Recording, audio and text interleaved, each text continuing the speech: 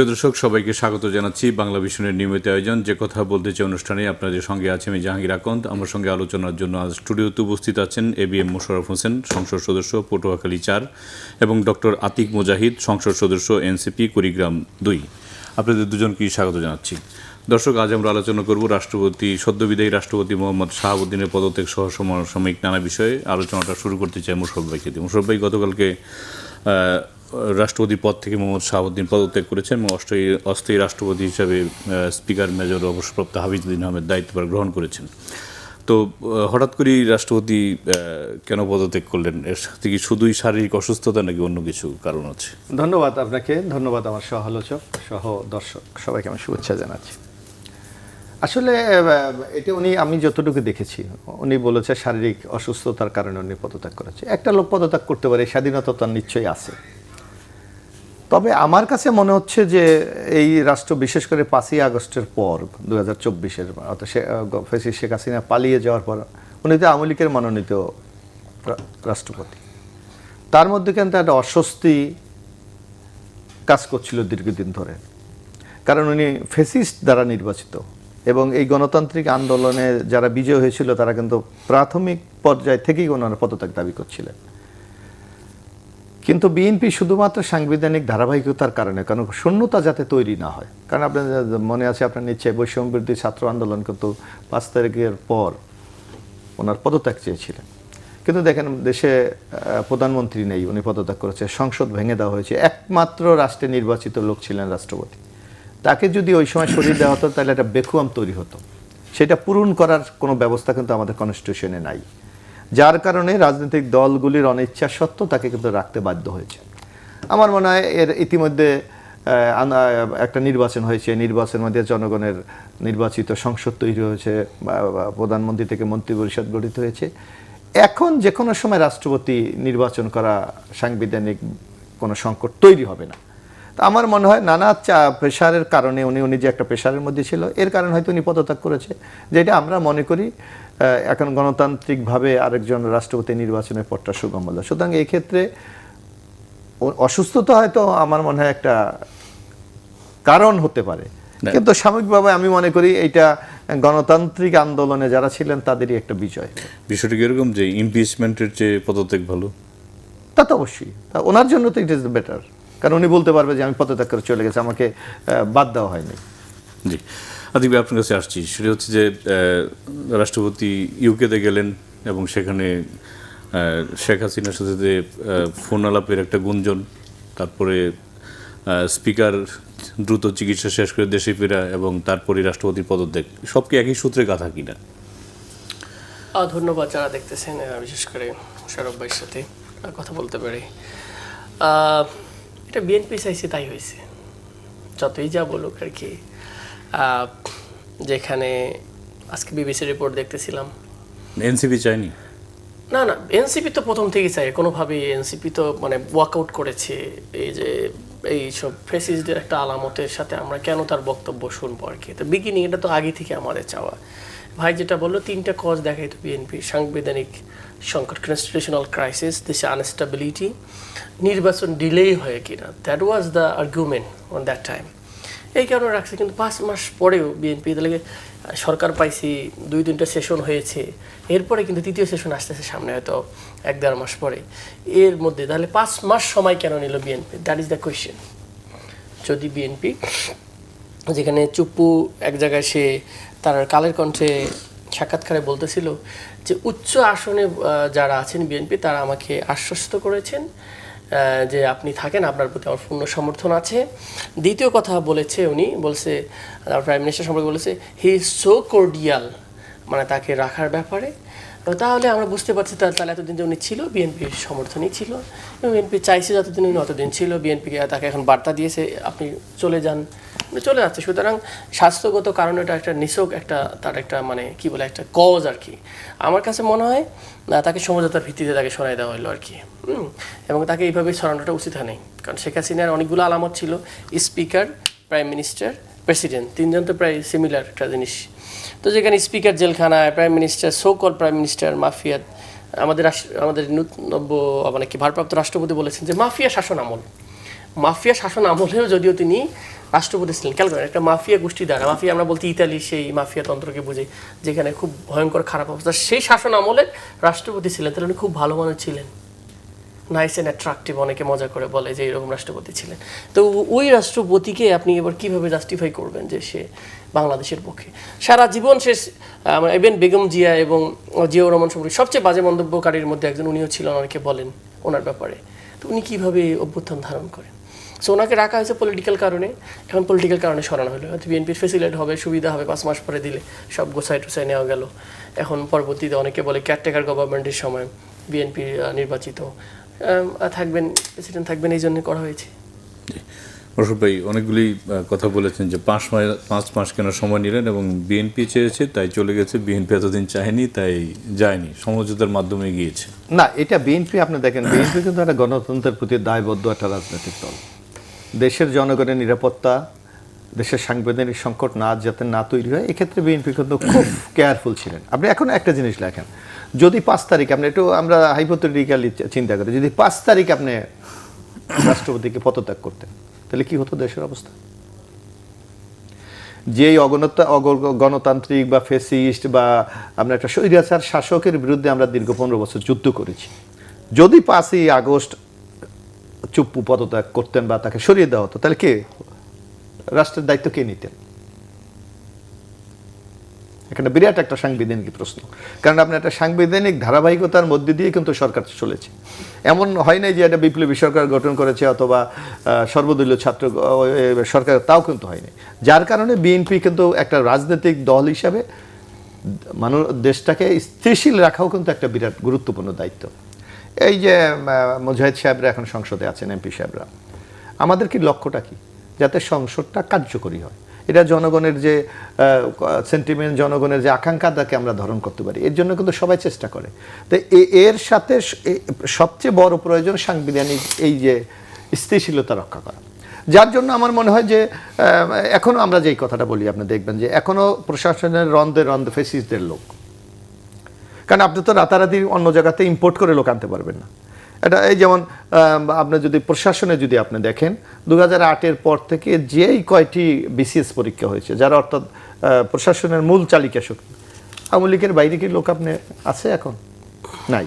তাইলে আপনাকে এইটাকে তো আমার একটা জায়গায় ম্যানেজ করে প্রশাসনিক স্থিতিশীলতা এনে কাঠামোগুলি ঠিক করে আপনাকে একটা স্টেপে নিতে হয়। না যদি একটা ভালো কাজ আপনি করতে গিয়ে যদি এটা রিয়াকশনটা নেগেটিভ হয়, তাহলে আরেকটা সংকটে পড়ে যাবে। আমার মনে হয় হয়তো এই কারণেই অপেক্ষা করা হয়েছে। এবং আপনি দেখবেন দেশের এই যে আপনারা তো গণমাধ্যম আছেন, দেখেন মানুষের সেন্টিমেন্ট কিন্তু পজিটিভ, যে না একটা ধারাবাহিকতার মধ্যে টেনশন নাই আমাদের যে আজকে প্রেসিডেন্ট নাই কি হবে, নাগরিকরা কিন্তু এইটা এই অনিশ্চয়তার মধ্যে নাই। সুতরাং আমি মনে করি যারা আমরা রাজনীতি করি, আমাদেরকে জনগণের স্বার্থকে, দেশের স্বার্থকে, দেশের স্থিতিশীলতাকে মাথায় রেখে আমাদের সিদ্ধান্তগুলি নেওয়া উচিত। এখন আপনি দেখেন এই সরকারের সামনে কিন্তু বেশ কিছু ইম্পর্টেন্ট চ্যালেঞ্জ আছে। একটা হলো দেশকে গণতান্ত্রিক দিকে উত্তরণ। আমরা যাত্রাটা শুরু করেছি, মাত্র 5 মাস দিয়ে একটা সরকারকে কিন্তু আপনি মূল্যায়ন করতে পারবেন না। তারপর আপনার আমাদের প্রশাসন ইনস্টিটিউশন, এখনও দেখেন আপনার লোকাল গভর্নমেন্ট যেটা ইনঅ্যাক্টিভ, প্যারালাইজড, এর কোনো ফাংশন নাই। আপনাকে আগামীতে আমরা এই লোকাল গভর্নমেন্টকে আপনার নির্বাচনের মাধ্যমে জনগণের প্রতিনিধি নির্বাচন করতে হবে। এরপর আমাদের উপজেলা পর্যায়ে, তারপর আমাদের জেলা পর্যায়ে, তারপর সিটি কর্পোরেশনগুলো। সুতরাং সরকারের কিন্তু একটা বিরাট দায়িত্ব আছে। এই দায়িত্বর ক্ষেত্রে প্রশাসনকে গণমুখী করাই এখন আমাদের জন্য সবচেয়ে বড় চ্যালেঞ্জ। জি আতিক ভাই, একটি প্রশ্ন সেটা হচ্ছে যে আপনারা শুরু থেকেই রাষ্ট্রপতি শাহাবুদ্দিনের বিরোধিতা করেছেন, এবং প্রথম অধিবেশন আমার যতটুকু মনে পড়েছে আপনারা ওয়াকআউট করেছেন, তাকে প্লেকার্ড দেখিয়েছেন নানান স্লোগান সম্বলিত। কিন্তু একই সাথে আপনাদের এনসিপির প্রধান নাহিদ ইসলাম এবং আরেকজন ছাত্র উপদেষ্টা তার কাছেই কিন্তু শপথ গ্রহণ করেছিলেন। তো এই দুটো বিষয় কি দ্বিচারিতা কিনা? এটা তো আমরা তখনই বলেছি স্পষ্টভাবে যে বিপ্লবটাকে নিয়ে যে কনস্টিটিউশন ঢুকিয়ে দিয়েছিল আসিফ নজরুল সাহেব স্যার এবং আরও কিছু যারা এরকম যাদের প্ল্যান ছিল বেসিক্যালি, যে বাংলাদেশ যেন এই বিয়ন্ড কনস্টিটিউশন, মানে কনস্টিটিউশন তো মানুষ বানায়, এবং শেখ মুজিবের দ্বারা রচিত, শেখ মুজিবকে সামনে রেখে যে ফেসিস কাঠামো তৈরি করা হয়েছিল, যেটাকে আমাদের সাবেক প্রাইম মিনিস্টার বেগম জিয়া বলেছে ছুঁড়ে ফেলে দেবো ওইসব কাঠামোগুলোকে। এরা যারা ছিল যে সংবিধানের দোহাই দিয়ে 3টা ইলেকশন করেছে, সংবিধানের দোহাই দিতে শেখ হাসিনা ইলেকশন করে, সংবিধানের কনস্টিটিউশনাল কন্টিনিউশন, এটাই তো মেইন আর্গুমেন্ট ছিল। সাংবিধানিক সংকট তৈরি হবে, ইলেকশন না হলে কী হবে আর কি। তো এই আর্গুমেন্টে তো আমাদের দরকার নেই। বাংলাদেশ যে কাঠামোগত সংকটে পড়েছে সেটাকে মেরামত করার জন্যই তো বিপ্লবটা হইলো, বা আপনি আন্দোলন বলেন যাই বলেন, যেটা এই রাষ্ট্রীয়ভাবে চলতে পারে না। তো সেখানে আমাদের ঢুকাই দেওয়া হলো। তো এইটা কি বৈধতার বিষয় যে আমরা ওখানে ঢুকে গেছি 106 কি বলে আন্ডার কনস্টিটিউশন আন্ডারে আর্গুমেন্ট করা হয়েছে, এইটার জন্য আমরা গেছি, এই জন্য একটা জায়েজ, সেটা নাহিদ ইসলাম নেই, সুতরাং বিএনপি নেওয়া জায়েজ। একটা ভুল আরেকটা ভুলকে জাস্টিফাই করা উচিত না। ওই সময় একটা সিচুয়েশন ছিল, সেটা হতে পারে, কিন্তু আপনি একটু রাইট টাইমে যখন প্লেস ছিল তখন কিন্তু আপনি থাকতে দেন নাই। কেন এই আমরা যে স্পিকার নিয়োগ করলাম, আমাদের তো সাবেক স্পিকার হ্যান্ড ওভার করে নেই, করছে নর্মালি ন্যাচারালি কে লাস্ট স্পিকার হ্যান্ড ওভার করে নতুন স্পিকার নির্বাচন করার সময়। তখন তো আমরা একজনকে সভাপতি বানাইলাম। আমরা সেই দিন আমরা একজনকে সভাপতি বানাই পার্লামেন্টের প্রথমে, সম্ভবত মোশাররফ স্যারকে করছেন, মোশাররফ স্যার এটা ছিল উনি। তারপরে আমরা স্পিকার নির্বাচন করলাম আমাদের এখনকার যে ভারপ্রাপ্ত রাষ্ট্রপতি, ওনাকে। তো চলছে তো না থাকা অবস্থায়, তার মানে সিস্টেম নাই এরকম না। এবং পৃথিবীর আমরা মানুষ সিস্টেম তৈরি করে সিস্টেম ভাঙে, কারণটা কি আমাদের উন্নত সিস্টেম তৈরি করার জন্য। কিন্তু সংবিধানে নাই, সংবিধানে অনেক কিছুই তো নাই। সে আর্গুমেন্ট তো প্রায় গত 18 মাস ধরে হয়েছে। আপনি ইন্ট্রিম এইসব দরকার নেই। বাংলাদেশ রাষ্ট্রের জন্য দরকার কিনা সেটার ইস্যুস। ভাই যেটা বললো সিটি কর্পোরেশন নেবেন, ওদের ইন্ট্রিমের সময় একটা ল দিয়ে প্রশাসক এখন কিন্তু চলতেছে আমাদের সিটি কর্পোরেশন। সো এই যে বিষয়গুলা, তো সে জায়গাতে Nahid Islam is not a argument. Nahid Islam তো পদত্যাগ করে চলে আসছিল 8 মাস পর, দেখছে যে সেটা হইতেছে না। তো যে রাষ্ট্র কাঠামো চাইছে সেটা তো সিস্টেমের মধ্যে ঢুকলে পাওয়া যাবে না, কারণ উপরে তখন ছিল আওয়ামী লীগের রাষ্ট্রপতি, সচিব হলো সব আওয়ামী লীগের, পুরো ফুল সিস্টেম চলে আওয়ামী লীগের স্টাইলে। তা আপনি এখানে কী বিপ্লব ঢুকাবেন? এখানে সব তো শেষ করে ফেলছে আপনারা। তো এটা এইভাবে হয় না, তো একটা কাঠামোগত পরিবর্তন করার জন্য সংস্কারের আন্দোলনটা শুরু হয়েছিল আর কি। তো সে জায়গা থেকে আমি মনে করি এটা এইভাবেই দেখা দরকার। জি, মুশাররফ আসছি আপনার কাছে। সেটা হচ্ছে আজকে আইনমন্ত্রী মোহাম্মদ আসাদুজ্জামান বলেছেন সেপ্টেম্বর পরবর্তী অধিবেশনেই দেশের 23তম রাষ্ট্রপতি পেতে চলেছে বাংলাদেশ, এবং বিশেষ অধিবেশন ডেকে রাষ্ট্রপতি নির্বাচনের পরিস্থিতি তৈরি হয়নি। তো এই বিষয়টি নিয়ে আপনার মন্তব্য শুনতে না, আমাদের অ্যাকর্ডিং টু কনস্টিটিউশন কি আছে, আপনি যদি সংসদ বহাল থাকে তাহলে রাষ্ট্রপতি যদি পদত্যাগ করে তাহলে স্পিকার দায়িত্ব পালন করেন। এখন সেই কনস্টিটিউশনের বিধান অনুসারেই তো স্পিকার ভারপ্রাপ্ত দায়িত্ব পালন করে, কিন্তু এটা অনন্তকাল চলবে না। এটা 3 মাসের মধ্যে রাষ্ট্রপতি নির্বাচন করতে হবে। তো এখন মাত্র উনি পদত্যাগ করলেন, আমাদের ইতিমধ্যে বাজেট অধিবেশনের সংসদ চলে গেছে, তাড়াহুড়োর তো কিছু নাই, কারণ স্পিকার স্টিল লাইফ, উনি মৃত না। তো সুতরাং আমার মনে হচ্ছে যে আগামী সংসদ অধিবেশন 3 মাসের মধ্যেই বসবে। তো যার কারণে আমাদের বিশেষ অধিবেশন ডাকার কোনো এখানে প্রয়োজন নেই।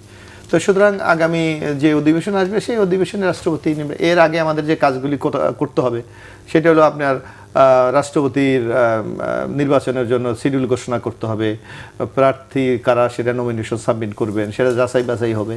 তারপর যদি মনে করা হয় যে না এখানে কম্পিটিশন হবে, তখন সংসদ দেখে সিদ্ধান্ত নেওয়া হবে যে, কারণ আমাদের কনস্টিটিউশন এমপিরাই ভোটের মাধ্যমে পরবর্তী রাষ্ট্রপতি নির্বাচন করবেন। সুতরাং এই ক্ষেত্রে বিশেষ অধিবেশন ডাকার কোনো প্রয়োজন নেই সাংবিধানিকভাবেই। জি, আদিক ভাই আপনার কাছে আসছি যে আইনমন্ত্রী যেটি আরেকটি বিষয় বলেছেন যে রাষ্ট্রপতি থাকা অবস্থায় শাহাবুদ্দিনের বিরুদ্ধে হওয়া মামলার বিষয়ে যাচাই বাছাই করা হবে। তবে গতকালকে বিদায়ী রাষ্ট্রপতি যেটা বলেছেন যে মানে তার বিরুদ্ধে মামলা বা এরকম বিচারের কোনো অপশন নেই, সংবিধানের ধারাও 51 হলে দায় মুক্তি আর কি। জি, তো ওনার এই চলাকালীন সময় 3.5 বছরে আপনি 3.5 বছর ছাড়াও তো তার লাইফে তো অনেকগুলো মামলা করতে হয়। আপনি উনি ইসলামিক ব্যাংকের ভাইস প্রেসিডেন্ট থেকে কিন্তু উনি সরাসরি চলে গেছে কোথায়, ইসলামিক ব্যাংক, উনি এক্সিম ব্যাংক, 2টা ব্যাংকের ডাইরেক্টর ছিল, এবং উনি 11 থেকে 16 পর্যন্ত দুদকের ডাইরেক্টর ছিল।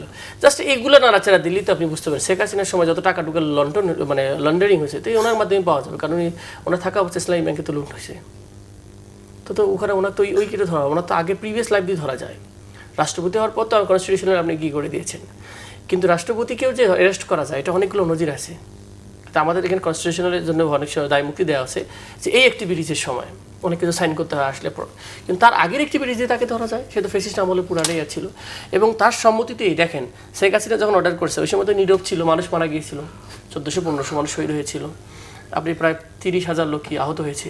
তার ভূমিকাটা কি ছিল? বেসিক ভূমিকা তো ছিল, অ্যাক্টিভ না হলে তো বেসিক পিছন থেকে ভূমিকা ছিল, তার অনেক কিছু তো ছিল, সেগুলো ততক্ষণ করে স্টেটমেন্ট তার পছন্দ নাই। তো সেই দৃষ্টিকোণে সে নৈতিকভাবে তো অপরাধী। 1, 2 নম্বর হচ্ছে তার আগের অ্যাক্টিভিটিস কমপ্লিটলি। 3 নম্বর হচ্ছে উনি ভায়োলেশন করছেন কনস্টিটিউশনাল। আজকেও বিবিসি রিপোর্টে আছে, উনি একবার বলছেন যে আমার কাছে পত্র এসেছে শেখ হাসিনার পদত্যাগপত্র, আবার উনি পরে বলছেন যে আমার কাছে কোনো পত্র নাই। লায়ার, কনস্টিটিউশনাল হেড থাকে তো উনি কোনো এরকম দ্বিচারিতা বা এবং মিথ্যা কথা বলতে পারেন না। তো এই যে অনেকগুলো বিষয় যেগুলোর ব্যাপারে যেগুলো আবার অভিযোগ এসেছে, ডেইলি স্টার বিভিন্ন জায়গায় রিপোর্ট এসেছে যে উনি গিয়ে একটা খুনি যে বাংলাদেশ বিরোধী কার্যক্রম অবস্থান করতেছে, বাংলাদেশের বাইরে ইন্ডিয়াতে থাকে, সেই ইন্ডিয়ার থাকা খুনি শেখ হাসিনার সাথে কমিউনিকেশন করেছে। যদি ট্রু হয় তো এটাও তো একটা রং কাজ করছে। রাষ্ট্রের টাকা খেয়ে আপনি টাকা ট্রিটমেন্ট নিয়ে গেছেন, রাষ্ট্রের টাকায় ট্রিটমেন্ট করতে গিয়ে সেই রাষ্ট্রের বিপরীত কাজ করে সেরকম মহিলার সাথে কথা বলছেন, তো আপনি এটা অপরাধ ধরবেন না? আপনি দায় মুক্তি আসলে কি? এই জিনিসগুলো আসলে কোয়েশ্চেনের বিষয়। বিএনপির সর্বোচ্চ নীতি নির্ধারণী ফোরাম জাতীয় স্থায়ী কমিটির বৈঠকেই বিএনপি কাকে রাষ্ট্রপতি পদে মনোনয়ন দিবে সেটি বিষয়ে সিদ্ধান্ত হবে, এবং আমরা দেখতে পাচ্ছি যে গতকালকে থেকেই কে রাষ্ট্রপতি দৌড়ে এগিয়ে যাচ্ছেন এ নিয়ে গণমাধ্যমগুলোর রিপোর্ট প্রকাশ করেছে। তো আসলেই দলের পক্ষ থেকে কাদেরকে বা রাষ্ট্রপতি পদে মনোনয়ন দিতে পারে বা কি কি যোগ্যতা এখানে আসতে পারে বলে আপনি মনে করেন? না, আমার মহাসচিব যেটা বলেছে সেইটা আমি মনে করি দলীয় সিদ্ধান্তের ক্ষেত্রে এইটাই সঠিক। কারণ বিএনপির সর্বোচ্চ নীতি নির্ধারণী ফোরাম হলো আপনার স্থায়ী কমিটি, এবং স্থায়ী কমিটি চুলসেরা বিশ্লেষণ করে হয়তো সিদ্ধান্ত নেবে। তবে সেই সিদ্ধান্ত আমরা তো আর স্থায়ী কমিটির লোক না, যার জন্য হয়তো আমাদের ওখানে কোনো ভূমিকা থাকবে না। কিন্তু আমরা মনে করি আমাদের যারা স্থায়ী কমিটির সদস্য তারা পার্টি এবং সাধারণ জনগণের সেন্টিমেন্টকে ধারণ করেই তারা সিদ্ধান্ত নেবে। তবে আমরা এক দলের কর্মী হিসাবে, সমর্থক হিসাবে এইটুকু প্রত্যাশা করি যে যাতে দলের নিবেদিত প্রাণ যারা এরা যেন মাননীয় রাষ্ট্রপতি পদে তারা মনোনয়ন পান। কারণ আমাদের অভিজ্ঞতা কিন্তু তিক্ত। আমরা দেখবেন ইয়াজউদ্দিন আহমেদকে একজন শিক্ষাবিদ, তাকে একবার রাষ্ট্রপতি করা হয়েছিল। তার নিষ্ক্রিয়তা বলেন অথবা পরিস্থিতি নিয়ন্ত্রণ করতে ব্যর্থতার কারণে কিন্তু 1/11 জাতির জীবনে এসেছিল। সেটা শুধু বিএনপি সাভার করেনি, জাতি 2টা বছর সাভার করেছিল। যার কারণে আমি একজন এই দলের কর্মী হিসাবে আমি প্রত্যাশা করব যে দলের মধ্যে যারা নিবেদিত প্রাণ, যাদের ত্যাগ আছে, তিতিক্ষা আছে, অভিজ্ঞতা আছে, নেতাকর্মীদের বা দেশের প্রতি যাদের দরদ আছে, আমি মনে করি সেখান থেকেই রাষ্ট্রপতির প্রার্থী হওয়া সবচেয়ে বেশি কার্যকরী হবে বলে আমরা মনে করি। জি, আতিক ভাই, এই বিরোধী দলীয় জোট কি রাষ্ট্রপতি পদে মনোনয়ন দিবে কিনা কাউকে, বা নির্বাচন কি ভাবছে? আমরা আসলে এই বিষয়ে কোনো আলোচনা হয়নি এখনো, সুতরাং আমি জানি না। এটা হলো মেন কথা। বাট আমরা প্রত্যাশা রাখি যে এমন ব্যক্তিকে দেওয়া হাজার পার্সোনালিটি আছে, ব্যাকবোনলেস না, ইমেজ আছে, অ্যাকসেপ্টেবল ওয়ান, পলিটিক্যালি অবশ্যই ডেফিনেটলি শার্প থাকা উচিত রাষ্ট্রকে অন ট্র্যাকে রাখার জন্য। এবং রাষ্ট্রপতি যেন কোনো মানে বিয়ন্ড পার্টিসান, মানে দলীয় আন্ডারস্ট্যান্ডিং, দলীয় রাজনীতি করে মানুষ বড় হয়, কিন্তু রাষ্ট্রকে ওন করা, সবাইকে ওন করার মানসিকতা যেন, এটা বিএনপি শুধু বাংলাদেশ না, সবার বাংলাদেশ। ভোটে আমাদের ডেমোক্রেটিক প্র্যাকটিসটা হলো কি, মানুষ আমরা দুই পক্ষে দাঁড়াই, ঠিক আছে, একজন জয়লাভ করে, এর মানে কেউ কারো শত্রু না। Competitor is not enemy. আপনি আমার বিরুদ্ধে জিততেই পারেন, কিন্তু আমি আপনার শত্রু না, আপনার প্রতিযোগী। সো ভালো কম্পিটিশনের ক্ষেত্রে লাগে। সো সেটা একটু দেখার বিষয়। আর রাষ্ট্রপতি বাংলাদেশে মোস্টলি অর্নামেন্টাল, খুব অল্প কাজ ওনার। মেনলি প্রাইম মিনিস্টারের কনসার্নে সাপ চলতে হবে। প্রাইম মিনিস্টার যে শাসিত দেশ, সে জায়গায় চিফ জাস্টিস নিয়োগ ধরেন, আর ক্রাইসিস টাইমে একটু হ্যান্ডেলিং করা ছাড়া বা এমার্জেন্সি ঘোষণা করা ছাড়া রাষ্ট্রপতির ইন এ সেন্স খুব বেশি কাজ নেই। যদি অ্যাকুরেটলি যেভাবে গণভোটের অনুযায়ী প্রেসিডেন্ট জুলাই সনদ চার্টার বাস্তবায়ন করা হচ্ছে, তখন যদি এক্সিকিউশন করতে যায় বিএনপি, তখন আপনার পাওয়ার ব্যালান্সিংয়ের কথা বলা আছে বেশ কিছু জায়গায়। তখন সাংবিধানিক প্রতিষ্ঠানগুলো করার ক্ষেত্রে তখন রাষ্ট্রপতির একটা পাওয়ার ব্যালান্সিং হবে, প্রাইম মিনিস্টারকে অ্যাকাউন্টেবল করার জন্য কিছু কাজ হবে। দ্যাট উইল বি ফাইন যদি হয়। Otherwise it's a symbolic and ornamental mostly and executive, মানে প্রাইম মিনিস্টার শাসিত রাষ্ট্রগুলোর ক্ষেত্রে এইরকম। বাংলাদেশে একদম fully constitution is basically under prime minister. জি, মোশাররফ ভাই, যে রাষ্ট্রপতি অর্নামেন্টাল পোস্ট, তো এটা তো জুলাই চার্টার, যেটা অনেক আপনাদের সাথেও সবার সাথে সংলাপ করেই অন্তর্বর্তী সরকার সেটা নির্ধারণ করেছে এবং আপনারা জুলাই চার্টারে সই করেছেন। তো এখন রাষ্ট্রপতি এবং প্রধানমন্ত্রীর যে ক্ষমতার যে ভারসাম্য, সেটার জন্য বিএনপি কোনো কি করবে? বা না, অবশ্যই তো বিএনপি উই আর কমিটেড। কারণ আমাদের 31 দফা আছে, সেগুলো আমরা বলেছি রাষ্ট্রপতি এবং প্রধানমন্ত্রীর ক্ষমতার মধ্যে একটা ব্যালেন্স করা হবে। সুতরাং ওই জায়গায় তো বিএনপি এখনো স্থির, বিএনপি তো ওখান থেকে সরে যায়নি। এখন রাষ্ট্রপতি শুধু অর্নামেন্ট না, আমি মনে করি না, সে একটা রাষ্ট্রের কিন্তু সিম্বল। এবং বিশেষ করে আমরা কিন্তু আপনি দেখতে পারবেন আমাদের রাজনৈতিক দলগুলো কিন্তু একটা বিষয়ে ঐক্যমত হয়েছে অলরেডি, সেটা কিন্তু এস্টাবলিশড হয়ে গেছে যে আগামী যে কোনো নির্বাচন হবে আপনার ইন্টিরিয়াম গভর্নমেন্টের অধীনে, মানে তত্ত্বাবধায়ক, আমরা যেটাকে তত্ত্বাবধায়ক বললাম, জায়গা নামটা কেয়ারটেকারের অধীনে। তো কেয়ারটেকারের ওই 3 মাসে কিন্তু এই যে রাষ্ট্রপতি মোস্ট পাওয়ারফুল, পরিস্থিতি নিয়ন্ত্রণ করা, একটা অবাধ সুস্থ নিরপেক্ষ নির্বাচন করা, গণতন্ত্রের এই যে মহাসড়কে আমরা উঠেছি এইটাকে ঠিকভাবে পরিচালনা করে নিয়ে যাওয়া। সুতরাং আমি মনে করি না যে রাষ্ট্রপতি ইজ অনলি অর্নামেন্টাল, তাই তার কিন্তু একটা রেসপন্সিবিলিটি আছে দেশটাকে একটা সঠিক পথে ওই 3 মাসের জন্য তাকে ধরে রাখা। সুতরাং এই ক্ষেত্রে আমি মনে করি যিনি প্রজ্ঞাবান, যার সিদ্ধান্ত নেওয়ার সাহস আছে, পরিস্থিতি নিয়ন্ত্রণ করার মতো সক্ষমতা আছে এবং ওই নির্বাচনটা বিতর্কহীনভাবে করতে পারবে, এই ধরনের একটা লোকই রাষ্ট্রপতি হলে আমি মনে করি দেশের জন্য অনেকটা কার্যকরী হবে। সেই ক্ষেত্রে রাষ্ট্রপতি এবং প্রধানমন্ত্রীর কিছু ক্ষমতার ভারসাম্য হওয়া উচিত বলে আমি নিজেও মনে করি। আতিক ভাই, আপনারা জুলাই চার্টার নিয়ে অনেক কথা বলেন এবং তো জুলাই চার্টার বাস্তবায়নে আপনারা দৃশ্যমান কোনো পদক্ষেপ বা কোনো কর্মসূচি আপনাদের দেখা যাচ্ছে না, সেটি কেন? আজকেও সমাবেশ সিলেটে কিসের বাস্তবায়নের মানে আমরা তো কন্টিনিউয়াসলি আন্দোলন করে যাচ্ছি জুলাই চার্টার গণভোটের আলোকে বাস্তবায়ন করার জন্য। কোথায় নাই, মানে বিএনপিকে আমরা দেখতেছি নিষ্ক্রিয় জুলাই সন বাস্তবায়নের ক্ষেত্রে ওনারা খুব বেশি আগ্রহী না। ওনারা সংশোধন জাস্ট অ্যামেন্ডমেন্টটাকে কোনো রকমে করে যেটুক করলে যেন কেয়ারটেকার গভর্নমেন্টের কথা বলেন। আসলে পার্থক্যটা বোঝা উচিত। জুলাই সনদ অনুযায়ী একুরের যেটা আর কি গণভোটের আইন অনুযায়ী সংস্কার করলে এই কেয়ারটেকার গভর্নমেন্টের হেড এখন অনুযায়ী কীভাবে, কনস্টিটিউশন অনুযায়ী কীভাবে হবে, রাষ্ট্রপতি লাস্ট বিচারপতিকে অ্যাপয়েন্ট করবেন, তাই তো? আচ্ছা, বিচারপতিকে কে নিয়োগ দিবেন? রাষ্ট্রপতি। রাষ্ট্রপতি কার সাথে কনসাল্ট করে নিয়োগ দিবেন? Prime minister. তাহলে প্রাইম মিনিস্টার যাকে দিবেন সে কি কোনো দল ছাড়া সাধারণ মানুষকে বা নিউট্রাল বা মেধাবী দিবেন? না, আমি বলবে যে আমি পার্টি ক্ষমতাতে না, ওইটা না, ক্ষমতা না বিষয়। এখানে কিন্তু অলরেডি আমরা একটা ঐক্যমত হয়েছে, সেটা হলো প্রধান বিচারপতি যিনি মোস্ট সিনিয়র এবং তারপরে এই দুজনের মধ্যে একজন হতে হবে। আগে তো অনেক ওভারল্যাপিং হতো, এবার কিন্তু সেই সুযোগটা না ভাই। যেটাই করেন যেটাই করেন আমরা আওয়ামী লীগের কিছু লোকরে ওই সময় আন্দোলন করে শপথবদ্ধ আওয়ামী লীগের বিচারপতি থেকে সরাইলেন। এরপরে লাস্ট যারা হবে সামনে গ্র্যাজুয়ালি বিএনপি পন্থী হবে, ভেরি ন্যাচারাল। তাহলে আপনি ওইভাবে সিলেকশন করবেন, সামনে কাকে প্রদান করবেন, সিনিয়র করবেন, সেই হবে আপনার কেয়ারটেকার গভর্নমেন্টের প্রধান। এটা তো আপনার আলাপ আলোচনার মাধ্যমে এখন আসে না, আলাপ আলোচনা করা হবে। আলাপ আলোচনা করার যে সিস্টেমটা ছিল সেটা ছিল জুলাই সনদ অনুযায়ী, যে এখানে স্পিকার, বিরোধী দলীয় এরকম 5 জনের একটা টিম যেটা আমরা বলেছি সেটা ছিল জুলাই সনদ এগ্রিমেন্ট। এটা হলো নির্বাচন কমিশনের ব্যাপার, নির্বাচন কমিশনের ছিল এবং তত্ত্বাবধায়ক সরকারের ব্যাপারে ছিল, ফরমেশনের ব্যাপারে আলাদা প্রস্তাবনা ছিল। তার মানে কি নির্বাচন কমিশনটা তারপরে হচ্ছে যে সাংবিধানিক প্রতিষ্ঠানগুলো, এগুলো নিয়োগ প্রক্রিয়াটা একটু ডিফারেন্ট ছিল। নট যে প্রাইম মিনিস্টার রাষ্ট্রপতির কাছে পরামর্শ করেই বা রাষ্ট্রপতি প্রাইম মিনিস্টারের সাথে পরামর্শ করে করবে, নিয়োগ দিবে, এটা এরকম না। বা সোকল সার্চ কমিটি না, একটা অ্যাকুরেট সবার কাছে ক্রেডিবল গ্রহণযোগ্য লোকরে সিলেকশন করে একটা প্রসেস, যেন সবাই আস্থা থাকতে পারে। ওইরকম মাইজ ব্যান্ডারি দিয়ে নাম তালিকা দিবে বলে আমরা তো মাইজ ব্যান্ডারিটা গ্রহণ করছি, বেসিক্যালি বিএনপি দিয়েছেন। আওয়ামী লীগ যেটা করতো আর কি, যে অমুকরে দিয়ে দেন, হ্যাঁ আমরা তো অমুকেরটা হাবিবুল বাসারটা জয়েন করছি, মাইজ ব্যান্ডারি দিয়েছিল তাই আমরা তো আওয়ামী লীগরা দিইনি, এইরকম আর কি। জাস্ট এইটা আমাকে পিওরলি অ্যাকসেপ্টেবল করতে গেলে একটু রিফর্মটা দরকার ছিল, যেটা মানুষের বাংলাদেশের সবচেয়ে বড় প্রবলেম হচ্ছে পাওয়ার ট্রানজিশনের প্রবলেম। এই পাওয়ার ট্রানজিশনের প্রবলেমটা যদি স্মুথ হইতো তাহলে ঝামেলা দেশে হইতো না। কারণটা কি, যে কোনো সময় যে কেউ অ্যাকাউন্টেবল হওয়ার ভয় থাকতো যে আমি বিএনপি, তাহলে আমি যে কুশাসন দেই তাহলে আমাকে কিন্তু হারতে হবে এবং স্মুথলি পাওয়ার ছাড়তে হবে, তখন তাকে চিন্তা করতে হইতো। এই যে সাইকেল অফ মারামারি সেটাও বন্ধ হয়ে যেত। ঠিক আছে, সবাই বলতো না আমাকেও অ্যাকাউন্টেবল করা হতে পারে, আমাকেও জেলে যাইতে হতে পারে, আমাকেও হইতে পারে, রাজনৈতিক প্রতিহিংসাটাও কমে যেত। এই স্মুথ ট্রানজিশনটাই মূলত রিগিং করার চেষ্টা করা হয়। তো এটাকে আমার মনে হয় প্রতিষ্ঠানটা দাঁড় করাতে দিলে সবার লাভ ছিল, রাষ্ট্রের জন্য লাভ ছিল।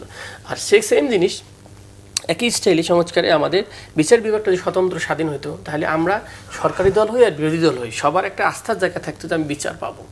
যেমন শেখ হাসিনার অর্ডারে রিমান্ড দাও, গণহারে রিমান্ড, কি ভয়াবহ অবস্থা, 165 দিন করে রিমান্ড দেয়, মানসিক অমানসিক নির্যাতন। এটা বিচারক হয় কেমন? ওই সব লোক যারা এইসব তথাকথিত ছিল, আপনার তাদের কি বিচার দেখছেন? আমি একটা জাস্ট প্রশ্ন রেজ করছিলাম, মানে সেই লোকগুলো তো ছিল বিচারক, একটা বিচারক কি মানে 5 আগস্টের পর থেকে একজন বিচারক বলেন শাস্তি হয়েছে ডিপার্টমেন্টাল, যা চিফ জুডিশিয়াল জাস্টিস ছিল যেমন সাপোজ এতে সিএমএম কোর্টে, একটা লোকের নাম বলেন। এইগুলোকে জাস্ট ট্রান্সফার করে আপনি পটুয়াখালী পাঠাইছেন, কুড়িগ্রাম পাঠাইছেন, পঞ্চগড় পাঠাইছেন। সেটা তো মাত্র তো সরকার 4 মাস। এই যে মাত্র বললাম, সব জায়গায় বললে সরকারের রিয়েল জায়গায় হাত দিলে বলে যে মাত্র আবার বলে আওয়ামী লীগের রাখা যাবে না, আওয়ামী লীগের সব কিছু। তো আপনি তো এক জায়গায় পিওলে হাত দিতেছেন, জাস্টিস সিস্টেম তো পাবেন না আপনি। তো পুলিশ তো রিফর্ম করতে দিলেন না, তাহলে আপনার দেখুন আওয়ামী লীগগুলো ঘুরে বেড়াইতেছে। পুলিশ তো আগেই বলে দেয় যে তুমি সরে যাও, তাহলে আপনি কি করবেন? আপনার ট্রাইব্যুনালে নতুন কোনো মামলা ফাংশন করতেছেন, আগের মামলা যেটুকু আগাইছে ওইটুকু, তাহলে আমরা তো সন্দেহ তৈরি হবে। সো এই বিষয়গুলো পিওর বাংলাদেশের রাষ্ট্রের কাঠামোর সাথে যেগুলো জড়িত। একটা কথা আমি বলি ভাই, উইথ ডিউ রেসপেক্ট, সরকারি যত প্রতিষ্ঠান এটা কোনো দলীয় কারো ব্রাঞ্চ না, আওয়ামী লীগেরও না, এনসিপিরও না, জামাতেরও না, বিএনপিরও না। এটাকে দলীয় ব্রাঞ্চ বানানো যাবে না। দলীয় ব্রাঞ্চ বানাইলেই সমস্যা। আপনি রাতারাতি দেখবেন তিতাস গ্যাসের মধ্যে জাতীয়তাবাদী কি দল হয়ে গেছে এখন, শ্রমিক দল। আগে ছিল জাতীয় কি শ্রমিক লীগ। এরা আবার শুনছি যে এখানে 1200 আসে, 1200 চলে যায়, মানে এই 5 বছর 1200 থাকতে পারে না, 5 বছর 1200 লোক জয়েন করে। এটা কি রাষ্ট্রের প্রতিষ্ঠান হইতে পারে? এটা দলীয় শাখার মতো হয়ে যেতেছে। No, not like that. হ্যাঁ, আপনি দলীয় আদর্শ থাকতেই পারে আপনার, কিন্তু একটা মেরিটোক্রেসির দিকে আসেন, রাষ্ট্র ইনস্টিটিউশনটা রক্ষা করেন। সো এটাই ছিল এই ইনস্টিটিউশন রক্ষা, রিবিল্ডিংয়ের মুভমেন্টটাই ছিল বেসিক্যালি এই জুলাই রিফর্ম আন্দোলন। খুব চমৎকার ওনাদের বাজেট বক্তৃতায় কিন্তু খুব চমৎকার একটা শব্দ কয়েনিং করছে, রিবিল্ডিং, রিফর্ম, তারপরে কি রিকভার, এবারে খুব শব্দগুলো খুব নাইস অ্যান্ড অ্যাট্রাকটিভ। কিন্তু বেসিক্যালি এটা যদি মূল করতে চান, তাহলে আপনাকে এই রিফর্ম কাউন্সিলে আসতে হবে, সংবিধান সংস্কার থেকে শুরু করতে হবে, পাওয়ারটাকে ব্যালেন্স করতে হবে।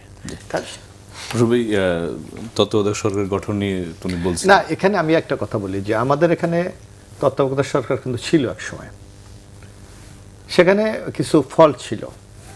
তো শেখ হাসিনা যদি আজকে তাকে পালিয়ে যেতে হতো না, যদি ওইগুলিকে উনি রিপেয়ার করতে পারতেন।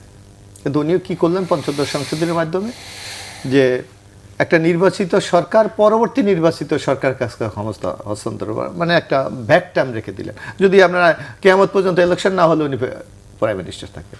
এই বাংলাদেশ কিন্তু আমরা চাই না, যার জন্য আপনি দেখবেন এখন কিন্তু এই তত্ত্বাবধান অলরেডি আদালতে রায় দিয়েছে। এরপরে কিন্তু যেটা এখানে মোজাহিদ এমপি সাহেব বলেছে, এখনও কিন্তু আমাদের কাছে সুযোগ আছে, কারণ এটা সংসদে বিল পাস করতে হবে।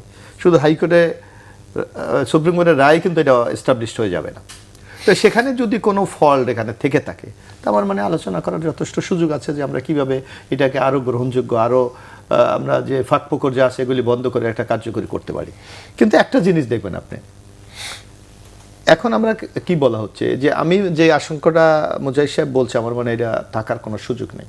কারণ আমরা অলরেডি এই সিদ্ধান্তে উপনীত হয়েছি যে যিনি জ্যেষ্ঠ বিচারপতি, কোনো কারণে যদি তার বিরুদ্ধে কোনো অভিযোগ থাকে, তাহলে দ্বিতীয় জন, এর বাইরে কোনো বিকল্প নাই। সুতরাং এটা চয়েস করে কেউ বসাবে, এটা আপনি কীভাবে বলবেন? এক, আমরা কমিটমেন্ট করেছি মানে বিচার বিভাগের কোনো সিরিয়াল আর ব্যত্যয় ঘটবে না, যে যেভাবে আছে সেভাবে প্রমোশন পাবে। তো অনেকগুলো কিন্তু স্বচ্ছতা আনা হয়েছে।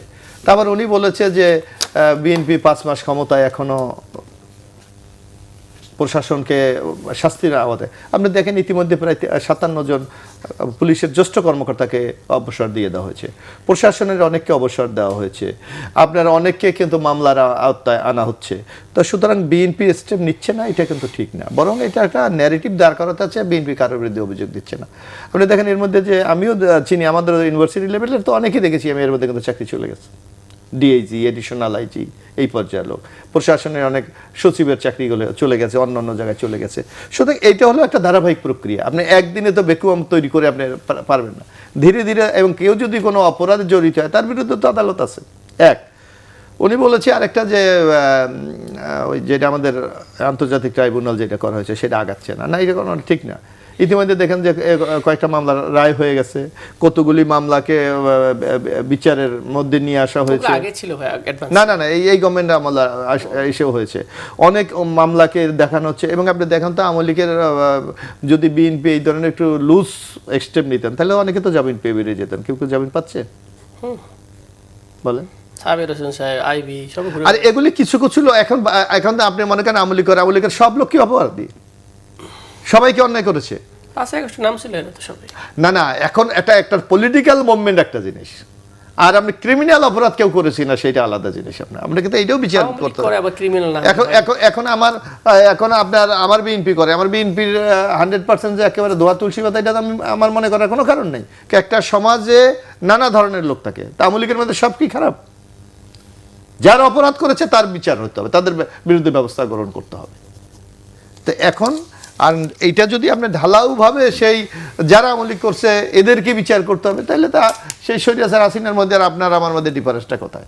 বরং আমাদের আইনের প্রতি আমাদের বিশ্বস্ত থাকা উচিত, শ্রদ্ধাশীল থাকা উচিত, আইনের মধ্যে এদের শাস্তিটা নিশ্চিত করতে হবে। যার জন্য আমরা কিন্তু আওয়ামী লীগের এই ব্যাপারে বলেছিলাম, এই যে যখন তাদের কার্যক্রম নিষিদ্ধ করে ব্যান করে দেওয়ার, আমরা বলছি না, আদালতের মাধ্যমে বিচারের মধ্যে আওয়ামী লীগকে যদি আপনি ব্যান করে দিতে পারেন, এর চেয়ে সমাধান সঠিক কোনো কিছু না, যাতে কেউ কোনোদিন বলতে পারে না জোর করে আওয়ামী লীগকে আপনি ব্যান করে দিয়েছেন। এখন আমাদের সামনে তো সুযোগ আছে, দল হিসাবে আওয়ামী লীগের বিচার হচ্ছে, যদি আমরা সাক্ষী তত্ত্ব উপাত্ত উপস্থাপন করে আমরা যে কোনো লোক আপনি ওখানে সাক্ষী হতে পারবেন, বরং আইনের মাধ্যমে যদি আওয়ামী লীগকে আমরা ব্যান করে দিতে পারি, আমার মানে ইট ইজ দ্য সবচেয়ে বেস্ট, যে কোনো ধরনের প্রশ্ন তোলার কোনো সুযোগ থাকবে না। জি, যদি আমরা একটু অন্য একটি প্রসঙ্গে যেতে চাই, সেটা হচ্ছে যে আইনশৃঙ্খলা পরিস্থিতি নিয়ে বেসিক্যালি গতকালকে মতিঝিলে মেট্রো রেলের স্টেশনের নিচে সেট করা বোমা পাওয়া গিয়েছে এবং গতকালকে কাফরুলে গোলাগুলিতে নিহত হয়েছেন। তো আইনশৃঙ্খলা পরিস্থিতি নিয়ে আপনার মন্তব্য শুনতে চাই। আইনশৃঙ্খলা পরিস্থিতি খুব ভালো এটা আমি বলতে পারবো না।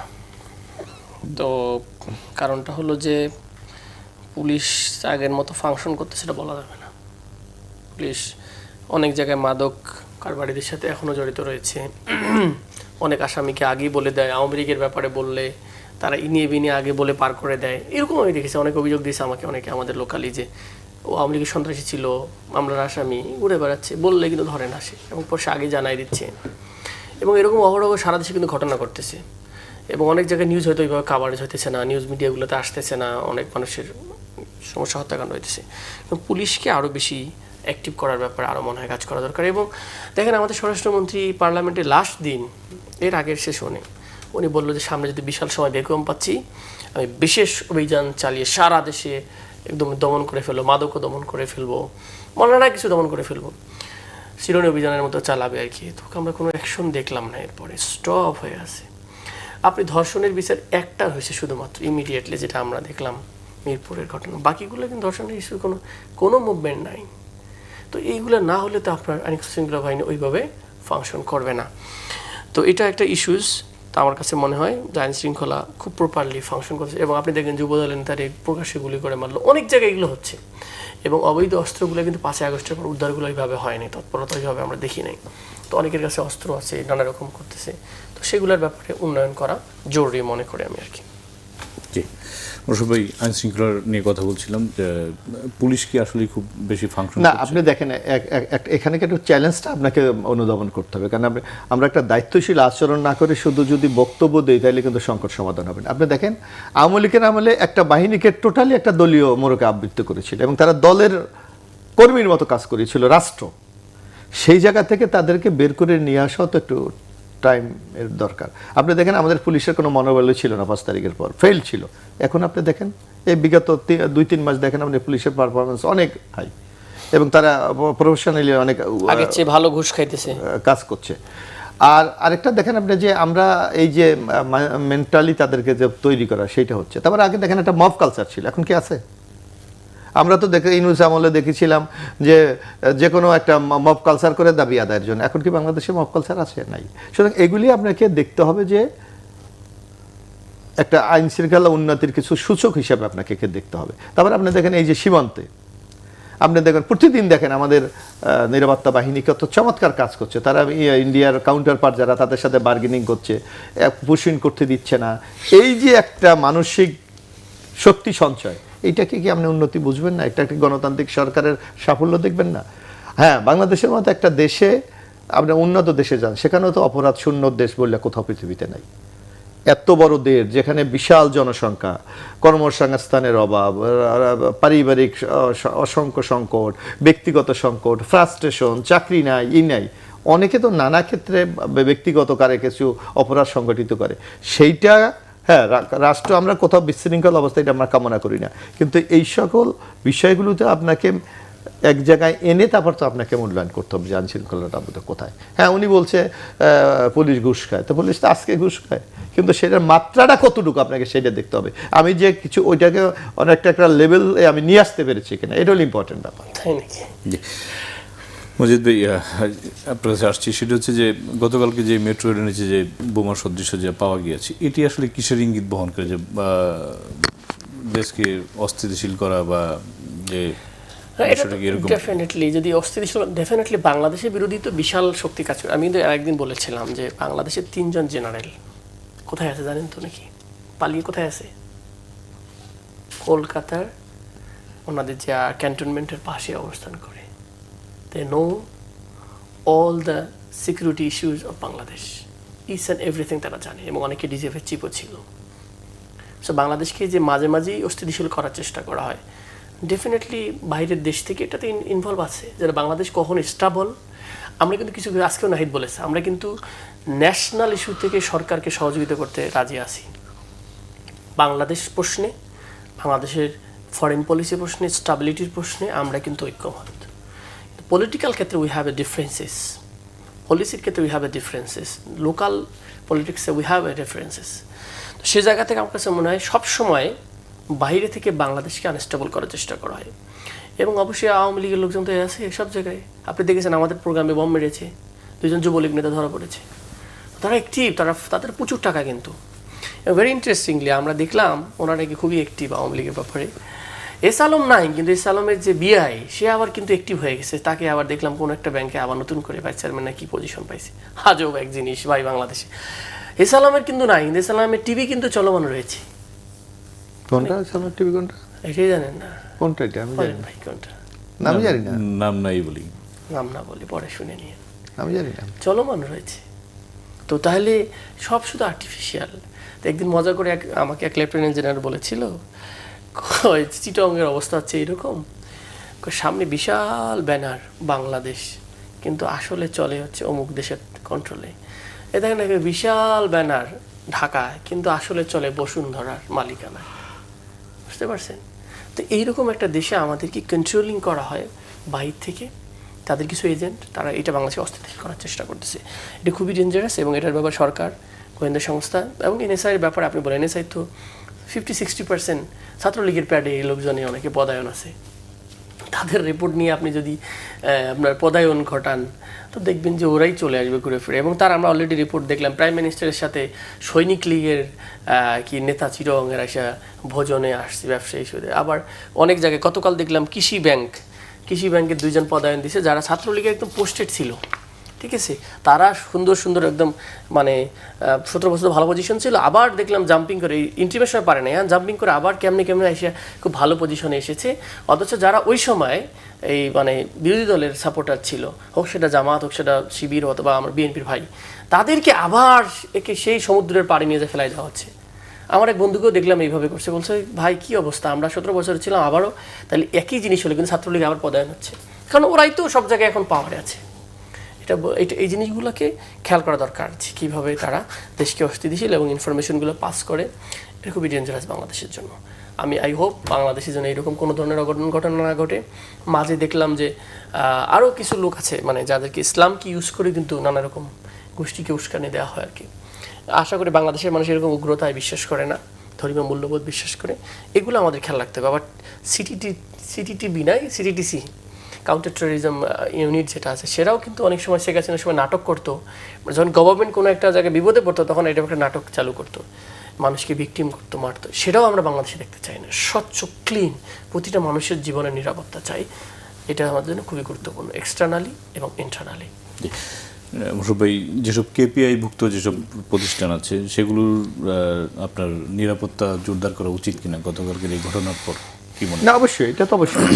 কারণ আপনি দেখেন, আমরা দেখি মাঝে মাঝে বিদ্যুতের অনেক ক্ষেত্রে ধরেন একটা প্রাকৃতিক একটা দুর্ঘটনা ঘটো, তার সাফারটা করে নাগরিকরা করে।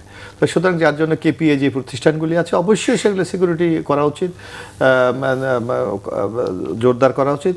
এবং আমাদের যারা সন্ত্রাসী, আমার মনে হয় নিশ্চয়ই যারা আইনশৃঙ্খলা রক্ষা বাহিনী, তার কাছে তো তার তালিকা আছে। যেটা আমি মুজাহিদের সাথে একমত যে এদের ব্যাপারে খুব অ্যাকশন নেওয়া উচিত। এবং আপনি দেখেন আওয়ামী লীগের হয়তো কিছু নির্দিষ্ট লোক বাংলাদেশ থেকে চলে গেছে, পার্সেন্টেজ কত, 1% হবে না আমার মনে হয়। বাকি লোক তো এই বাংলাদেশে আছে, আমাদের সাথেই মিশে আছে। তো সুতরাং এই ব্যাপারে আমার মনে হয় খুব কার্যকরী ব্যবস্থা নেওয়া উচিত বলে আমি মনে করি। সমালোচকরা একটা সমালোচনা করেন যে স্বরাষ্ট্রমন্ত্রী সংবিধান বিষয়ে বা অন্যান্য বিষয়ে সংসদে যে পরিমাণ সরব এবং এক্সপার্টিস ওনার আছে, আইন শৃঙ্খলা নিয়ন্ত্রণে ওনার ওইরকম কোনো সরব উপস্থিতি দেখা যায় না। এটা আসলে এই সমালোচনা আপনি কীভাবে নেবেন? না, একজনের একজন যোগ্যতাকে তো আপনাকে মেলাইন করতে পারেন না। সালাউদ্দিন আহমেদ যিনি মাননীয় স্বরাষ্ট্রমন্ত্রী, উনি বেসিক্যালি লয়ের স্টুডেন্ট, উনি একসময় ম্যাজিস্ট্রেট ছিলেন, সুতরাং লয়ের প্রতি তার একটা অগাধ জ্ঞান আছে। এটা নিয়ে কারোর কোনো মানে দ্বিমত নাই, দ্বিমত সবাই তার নাই। প্রশংসাই করে। তার এইটাকে আমরা ইতিবাচক হিসাবে দেখা, পাশাপাশি তার যেটা দায়িত্ব উনি তো কাজ করে যাচ্ছেন। উনি যদি কাজ না করে তাহলে আওয়ামী লীগের যে যারা ফেসিস্টেড ছিল এতগুলি ডিআইজি, এডিশনাল এজি, এদের চাকরি কিভাবে গেল? এইটা তো হলে একটা লটে, কিন্তু এর আগে প্রতিনিয়ত একজন দুইজন করে কিন্তু প্রতিনিয়ত দেওয়া হচ্ছে। তো এগুলি তো তার এই যে নিশ্চয়ই আমরা যে অভিযোগগুলি মুজাহিদ বা আমি বা আপনি করছেন, এগুলি তো একটা বিরুদ্ধে একটা অ্যাকশন। সুতরাং আমি মনে করি যে এখন পর্যন্ত এই যে রাইট পয়েন্ট আছে, কিন্তু বাংলাদেশের মতো একটা বিশাল জনসংখ্যার এই দেশে ব্যতিক্রম তো দুই একটা হতেই পারে। সেটাকে নিয়ে যদি আমরা সামগ্রিক অর্জনকে আমরা ম্লান করে দিতে চান, তা আমার মনে হয় এটা খুব একটা সুবিচার করা হবে না তার প্রতি। জি, যদি আপনার ছাড়ছি সেটা হচ্ছে যে একই কথা যে সরকারের বয়স তো মাত্র 5 মাস, তো এখনই আপনারা মানে অনেক কিছুরই সমাধান চাচ্ছেন, সেটা কি সম্ভব এই কয় মাসের মধ্যে অনেক সবকিছু ঠিকঠাক করে ফেলা, বা কেন সময় দিতে চান না? আপনি আমাকে রিয়েলি বলেন তো, আসলে মন্ত্রীদের ভিজিবিলিটির কথা বলেন তো, কোন মন্ত্রীকে আপনার এখন মানে কোন মন্ত্রীটা ফাংশনেবল? 5 মাস তো হইলো, 6 মাস নাকি টেস্ট কেস আমাদের প্রাইম মিনিস্টার দিয়েছেন, দেখতেছেন কার কি অ্যাকশন। আমাকে বলেন তো কোন মন্ত্রীটা খুব রিগোরাসলি, মানে অনেকে তো বিশাল বিশাল বয়ান করছে, আমার একটা মন্ত্রীর অ্যাকশন বলেন আপনার কি চোখে পড়েছে 5 মাসের মধ্যে? আপনি স্বাস্থ্যমন্ত্রীর কথা বলেন, আজকে হিসেব অনুযায়ী 850+ শিশু মারা গেছে, হামে গতকালও 606 জন মারা গেছে, আজকেও কয়েকজন মারা গেছে। এটা তো নিউজের সাইডলাইনে চলে গেছে, কিন্তু আমরা তো দেখছি যে স্বাস্থ্যমন্ত্রী দেশের প্রত্যন্ত অঞ্চলে যাচ্ছে, চেষ্টা করছে। আপনি দেখেন আমার এলাকার কথা বলেন, যে হসপিটালে 30 জন ডাক্তার ছিল যখন এমপি হয়েছে, এখন এখান থেকে কমে 19 জন হয়ে গেছে। আমার একটা হসপিটালে আরএমও নাই, মানে যেটা বলে এইচপিও নাই, একটা উপজেলা স্বাস্থ্য কমপ্লেক্সে। তো এই কত জায়গায় কত সমস্যা। আপনি তো বিল্ডিং বানালে শুধু হবে না, আপনার তো লোকই নাই। আমি বলতেছি উনি চেষ্টা করেছে, এরকম না। তার মানে কোন জায়গায় ফাংশন আটকায় আছে, কোন মন্ত্রীর ফাংশন আমাকে বলেন। আপনারা দেখেন, একটা রিসেন্টলি একটা 71 টেলিভিশনের রিপোর্ট হইলো যে আমাদের এলজিইডিতে 8,000 কোটি টাকার একটা রোডস অ্যান্ড সেতুর নেওয়া হয়েছে, প্রজেক্ট নেওয়া হয়েছে, সব শুধু সরকারি দলীয় এমপিদের নেওয়া হয়েছে। এটা খুবই থাপা চাপা দেওয়া হয়েছে, একটা রিপোর্ট আসছে। তো এটাতে তাহলে আপনার কোন এমপি, সেই এমপিও তো আসে, সে মন্ত্রীও তো আসে, সামনাসামনি বলতেছে না, এবং ওনার ব্যাপারে অনেকগুলো অভিযোগ মানুষজন দেয়। আপনি শিওর যে বিরোধী দলকে কোনো বরাদ্দ? আমার কাছে পুরো কাপড় ডকুমেন্টসটা আমি নিয়েছি, আমরা তো এখনো জানি না, আমি তো এমপি, আমি তো জানি না। আমার কাছে ফুল ডকুমেন্টস, আমি নিউজ দেখার পর আমি সাংবাদিকদের নক করছি। আমি কারণ এটার জন্য বলছি যে বিরোধী দলীয় এমপিকে আমি তো জানি না 5 কোটি করে টাকা বরাদ্দ দিয়েছে। না, আমি একটু বলি, এই যে ব্রিজের কথা এমপি সাহেব বলছে, কই আমি তো একজন সংসদ সদস্য, আমার কাছ থেকে তো কোনো তালিকা জানা দরকার না। এখানে যে প্রজেক্টটা যে নিয়েছে, আমি আপনাকে দিতেছি। কে নিল এটা? নিল কে? এটা আমাদের এলজিডি মন্ত্রী থেকে, মন্ত্রণালয় থেকে নেওয়া হয়েছে। না, আমি এই সেন্সে বলছি যে প্রধানমন্ত্রী প্রত্যেক বিরোধী প্রাইম মিনিস্টার তো জানেন কিনা জানি না, সংসদে 5 কোটি টাকা করে বরাদ্দ দিয়েছেন বিশেষভাবে। তো সেখানে এইখানে তো ব্রিজ না দেওয়ার কথা না। কাকে 5 কোটি করে বরাদ্দ দিয়েছে সংসদে? তো তাই আমরা না, এইটা হলে ধরেন একটা রং মেসেজ যায়। এটা কিন্তু বরাদ্দ কাউকে দেয় না। এটা হলো ধরেন নির্বাচনে যে আসনগুলি 300 আসন আছে, ওখান থেকে ডেভেলপমেন্ট কাজের জন্য তালিকা নিচ্ছে। সুতরাং এটা বরাদ্দ এবার পাবে বা এর পরবার পাবে, এটা কিন্তু নিশ্চয়তা নেই। স্পিকার বলছিলেন যে উনি মানে বিরোধী দলে ছিলেন অনেকবার, কিন্তু কোনো সময় নাই, এটা তো উনি যেটা বলছেন সেটার কথা আমি বলি। জিএসআইডি প্রজেক্টের মসজিদ মন্দিরের বরাদ্দ, সেখানে গভর্নমেন্টে যারা আছেন ভাইয়েরা 50 লাখ করে প্রথমে নিয়েছেন আওয়াজ ছাড়া। ওনাদের হুইপের মাধ্যমে ওনারা তালিকা দিয়েছেন 28টা করে মসজিদের 50 থেকে 60 লাখ টাকা করে দিয়েছেন। তাও এটা ওনারা জানতোই না। তো পরে যখন হয়তো বিরোধী দলীয় নেতা উনি এটা হিট করছেন যে আমাদের এলাকাতে মসজিদ মন্দির আছে, তখন আমাদেরকে 30 লাখ করে দেওয়া হয়েছে, শেষের দিকে 30 লাখ করে দেওয়া হয়েছে, এবং সেটা পাবলিক প্লেসে জানানো হইলো যে আপনাকে দিলাম। এটা একটা অপমান সূচক আমার কাছে মনে হয়েছে। কারণটা কি, সেম আসনে আমি বলি। সেকেন্ড হলো, ভাইদেরকে ত্রাণ মন্ত্রণালয় থেকে 2.5 কোটি টাকার মতো প্রায় ম্যাক্সিমাম জায়গায় দেওয়া হয়েছে, আমাদেরকে 8 লাখ টাকা করে দেওয়া হয়েছে সংসদে চিল্লানোর পরে। তা আমার এলাকার মানুষ, তাদেরও উন্নয়নের দরকার। আমি যে এলাকা কুড়িগ্রাম, সেই কুড়িগ্রামটা অনেক পিছিয়ে আছে। না, আমার মনে হয় আজকে মুজাহিদ এমপি সাহেব যদি বলতেন যে তারা কিন্তু আমাদের বিরুদ্ধে অনেক কথা বলে না, তারা আমাদেরকে অনেক বলে যে আগের স্টাইলে। আমি একটু জিজ্ঞেস করতে চাই, 5 মাসে তাদের নামে কি একটা জিডি হয়েছে? তাদের কাউকে কি অন্যায়ভাবে গ্রেফতার করা হয়েছে? তাদের কি কোথাও হয়রানি করা হয়েছে? একটা উদাহরণ তারা দেখাতে পারবে? আপনাদের অসংখ্য ধন্যবাদ। আমরা শেষ প্রান্তে, প্রিয় দর্শক, আজ এ পর্যন্তই। ভালো থাকবেন, সুস্থ থাকবেন, সে প্রত্যাশা আজকের মতো এখানে বিদায় চাইছি। সঙ্গে থাকার জন্য ধন্যবাদ সবাইকে।